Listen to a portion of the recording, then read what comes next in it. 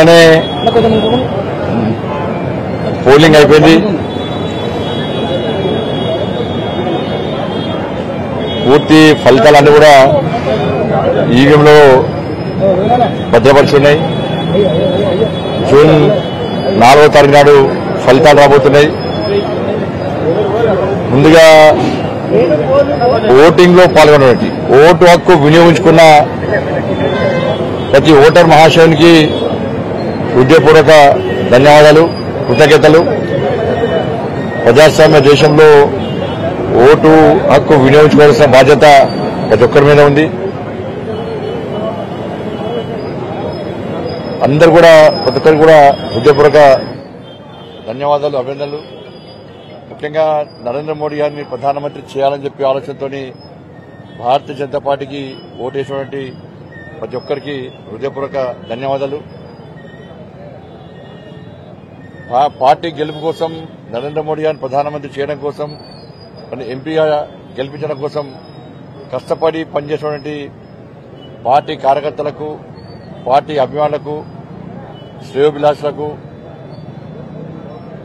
ధర్మం కోసం, ధర్మ రక్షణ కోసం, గెలుపు కోసం పనిచేసినటువంటి ప్రతి కార్యకర్తకు, వాళ్ళ కుటుంబ సభ్యులకు, దాంతోపాటు ఎన్నికల ప్రక్రియలో పాల్గొన్నటువంటి సిబ్బందికి, పాత్రికేయ మిత్రులు అందరూ కూడా ప్రతి ఒక్కరు కూడా హృదయపూర్వక అభినందనలు. సరే, అక్కడక్కడ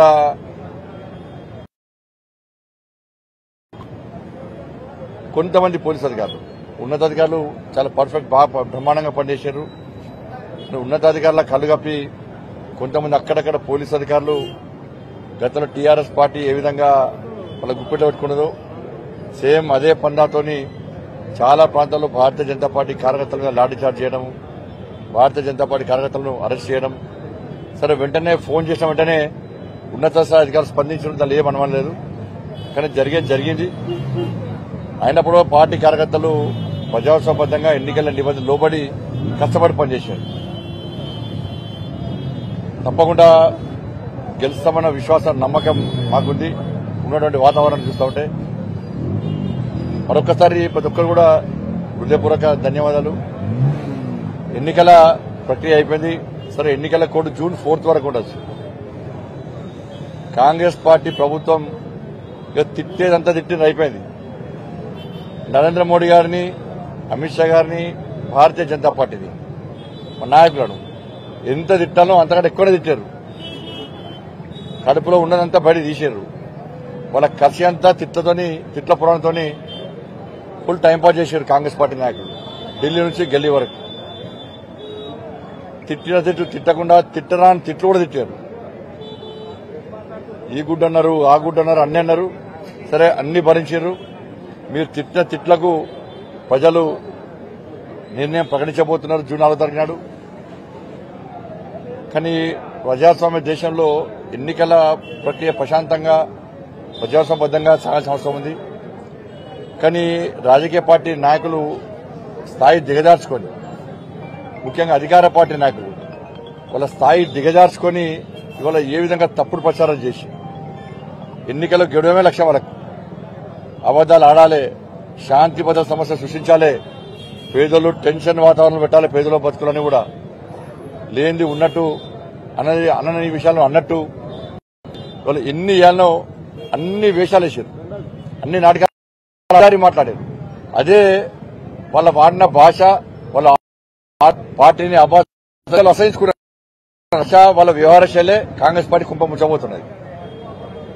ఇక బీఆర్ సెకండ్ ప్లేస్ కోసం వాళ్ళు ఇద్దరు ప్రయత్నం చేశారు. సరే, ఎన్నికల కొనుగోలు దాదాపు అయిపోయినాయి. ఎన్ని కొనుగోలు కేంద్రాల్లో మీరు తరుగు తాలు తేమలు లేకుండా కొన్నారు. దాని మీద శ్వేతపత్రం విడుదల చేసిన బాధ్యత మీ ఉంది. బోనస్ ఇస్తాను మీరే అన్నారు, 100 రూపాయలు బోనస్ ఇస్తాన్నారు. చాలా అన్నిటి కూడా మీరు ఏ చేయాలో చేసారు, ఎక్కడ అడ్డుకోలే. మేము నిధులు ఇవ్వకుండా, ఇచ్చే పరిస్థితి లేకున్నా కూడా, అంటే ఎన్నికల నిబంధనలు ఉన్నా కూడా మీరు ఓట్ల కోసం కక్కుర్తిపడి అకౌంట్లో పైసలు వేసారు. మేము ఎక్కడ అడ్డుకోలే. మేము ఎక్కడైతే దీక్ష చేస్తా అంటామో అక్కడ హామీలు నెరవేరుస్తా అని చెప్పి అకౌంట్లో పైసలు వేసారు. మేము ఎక్కడ అడ్డుకోలే.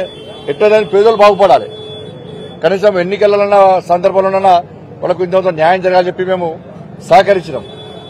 ఇవాళ ఎందుకు వెళ్ళకపోయారు? వేరే సమస్యలు పరిష్కరించే ప్రయత్నం చేసి మీరు కొన్ని చిన్న చిన్నవి. మరి బోనస్ ఇవ్వడంలో మీకు అభ్యంతరం ఉంది, ఎందుకు వెళ్ళే? ఇప్పుడు ఎంతమంది బోనస్ ఇచ్చారు? 500 రూపాయలు చొప్పున ఒక్క ఎకరానికి 28 క్వింటాలు వస్తే దాదాపు 14,000 రూపాయలు వాళ్ళ ఒక్కొక్క రైతు అకౌంట్లో వాడాలి. ఎంతమంది రైతు అకౌంట్లో వేసారు? వేస్తారా వేయరా? మీ ప్రణాళిక అయింది. 15,000 రూపాయలు రైతు భరోసా ఇస్తున్నారు, కౌలు రైతులకు కూడా ఇస్తున్నారు. ఎంతమంది కౌలు రైతులకు ఇచ్చారు, ఎంతమంది రైతులకు ఇచ్చారు? ఇస్తారా ఇయ్యరా? మీ ప్రణాళిక అయింది. జూన్ 4 తర్వాత మీరు ఇస్తారా? ఇస్తే మీ ప్రణాళిక ఏంది? రుణమాఫీ మీ ప్రణాళిక ఏంది? రైతు కూలీలకు 12,000 రూపాయలు ఇస్తున్నారు, మీ ప్రణాళిక ఏంది? తులం బంగారం ఇస్తున్నారు, ఎంతమంది మహిళలకు ఇచ్చారు? 100 రోజుల పాట ఎవరు అడ్డుకున్నారు? ఇవ్వకపోవడానికి కారణం ఏంది? స్కూటీలు ఇస్తున్నారు, ఎవరు అడ్డుకున్నారు? ఇవ్వకపోవడానికి కారణం ఏంది? మీ ప్రణాళిక అయింది. 5 లక్షల రూపాయలు ఇల్లు జాగాలో నొక్కిస్తున్నారు, ఇవ్వండి, కారణం ఏంది? ఇవ్వకపోవడానికి. ఆసరా పెన్షన్లు 4,000 రూపాయలు ఇస్తున్నారు, ఇవ్వకపోవడానికి కారణం ఏంది? ఎంతమందికి ఇచ్చారు? ఇస్తారా ఇయ్యరా? 5 లక్షల రూపాయలు విద్యార్థి భరోసా కార్డు ఇస్తున్నారు, ఇస్తారా ఇయ్యరా? ఇలా ఫీజు రియంబర్స్మెంట్, ముఖ్యంగా ఫీజు రియంబర్స్మెంట్ ఘోరమైన పరిస్థితి. అంటే ఇలా హాల్ టికెట్లు ఇవ్వకుంటే విద్యార్థుల భవిష్యత్తు నాశనం అవుతుందని చెప్పి యాజమాన్యాలు అన్ని కూడా వాళ్ళకి ఇబ్బంది ఉన్నా కూడా యాజమాన్యం సిబ్బంది కలిసి విద్యార్థుల భవిష్యత్తు నాశనం చేద్దని చెప్పి హాల్ టికెట్లు ఇచ్చారు. ఎగ్జామ్ రాసిర్రు, వాళ్ళు పాస్ అయ్యారు, ఇప్పుడు సర్టిఫికేట్ తీసుకోవాలి. సర్టిఫికేట్ తీసుకోవాలంటే యాజమాన్యం ఏ విధంగా ఇస్తారు సర్టిఫికేట్? మరి విద్యార్థుల నెక్స్ట్ ఫ్యూచర్ ఏంది? విద్యార్థులది విద్యార్థుల ఫ్యూచర్ ఏంది? మీరు ఫస్ట్ ఫీజు ఏం లేదు మేము ఇయ్యం అని ఎన్నికల ముందు చెప్తే ఇలా యాజమాన్యం వాళ్ళ దారి వాళ్ళు తీసుకుంటారు, విద్యార్థులు దాన్ని ప్రిపేర్ అయి ఉంటారు. వాళ్ళ యాజమాన్య పరిస్థితి ఏంది? 10 మందికి ఉపాధి కల్పించాల్సిన యాజమాన్యాలే ఉపాధి కోసం వెతుకునే పరిస్థితి, సిబ్బందికి జీతాలు ఇవ్వలేని పరిస్థితి, ఇళ్ల కిరాయిలు కట్టలేని పరిస్థితి, విద్యార్థులకు తిరిగి సర్టిఫికేట్ ఇవ్వలేని పరిస్థితి. ఇవాళ ఇద్దరి మధ్య విద్యార్థులు అడిగిపోతున్నారు. ఇవాళ కానీ ఫీజు రియంబర్స్మెంట్ బకాయిలు చెల్లిస్తారా చెల్లించారా? పూర్తి స్థాయి. ఎంత ఘోరమైన పరిస్థితి అంటే ఇలా బ్యాంకు లోన్ తీసుకొని వాళ్ళు ఇబ్బంది పడుతున్నారు, సర్టిఫికేట్ రాక విద్యార్థులు ఇబ్బంది పడుతున్నారు, పై చదువుకోవడానికి విద్యార్థులకు ఇబ్బంది వస్తున్నది. యాజమాన్యాలు ఏమంటున్నాయి? మేము ఫీజు రియంబర్స్మెంట్ ఇవ్వకుంటే మేము ఎట్లా ముందుకు పోవాలి? వాళ్ళు బాధపడుతున్నారు. సిబ్బంది మాకు జీతాలు ఇస్తున్నారు, సిబ్బంది బాధపడుతున్నారు. ఇలా ఆరోగ్యశ్రీ బకాయిలు చెల్లించబడడం వల్ల హాస్పిటల్ వస్తే మెడవంటి బయట ఉక్కుతున్నారు పేదలను. కాబట్టి అన్ని విషయాల్లో మీ ప్లాన్ ఏది? కేవలం రుణమాఫీ మేము ఆగస్టు 15 చేస్తామని చెప్పి చదువుకోవడం కాదు. మీ మీద ప్రజలకు విశ్వాసాన్ని నమ్మకం ఉండాలంటే మీరు ఇచ్చినటువంటి ఈ హామీల విషయంలో మీ ప్రణాళికను ప్రకటించాల్సిన బాధ్యత ఉంది. మీకు టైం ఉంది. తిట్లు అయిపోయినాయి, ఇక విమర్శలు అయిపోయినాయి. ఇప్పుడు వెంటనే ప్లాన్ చేయండి. మళ్ళీ విమర్శలు ప్రతి విమర్శకు ఛాన్స్ లేదు, ఇక అసలే ఛాన్స్ లేదు. విమర్శలకు ప్రతి విమర్శకు అవకాశం ఇవ్వకండి, రాజకీయాలు పక్క పెట్టండి. మీరు నేను చెప్పిన డిమాండ్లను మీరు నెరవేర్చడానికి మీరు ఏం ప్లాన్ చేస్తున్నారు? తెలంగాణ రాష్ట్ర ప్రజలను ఏ విధంగా మీరు కాపాడే ప్రయత్నం చేస్తారు? నిరుద్యోగ యువతకు నోటిఫికేషన్ ఇస్తున్నారు, ఏ విధంగా ఇస్తారు? ఆర్టీసీ కార్మికుల సమస్యలున్నాయి, ఫస్ట్ నాడే జీతాలు పక్కా ఇస్తామని చెప్పి మీరు ప్రకటించాల్సిన అవసరం ఉంది. పీఆర్సీ విషయంలో మీరు స్పష్టమైన ప్రకటన చేయాల్సిన అవసరం ఉంది. వాళ్ళ శానిటేషన్ సిబ్బంది కానీ, గ్రామ పంచాయతీ పారిశుద్ధ్య సిబ్బంది కానీ వాళ్ళకి కనీసం జీతాలకే ఇబ్బంది పడుతున్నారు, కనీసం వాళ్ళకి ఇస్తారయ్యారా? అవుట్ సోర్సింగ్ ఉద్యోగస్తుల పరిస్థితి ఏంది? ఇవన్నిటి విషయంలో ఎన్నికలు అయిపోయినాయి కాబట్టి మీరు వెంటనే దీని మీద ప్రత్యేక శ్రద్ధ వహించాల్సిన అవసరం ఉంది.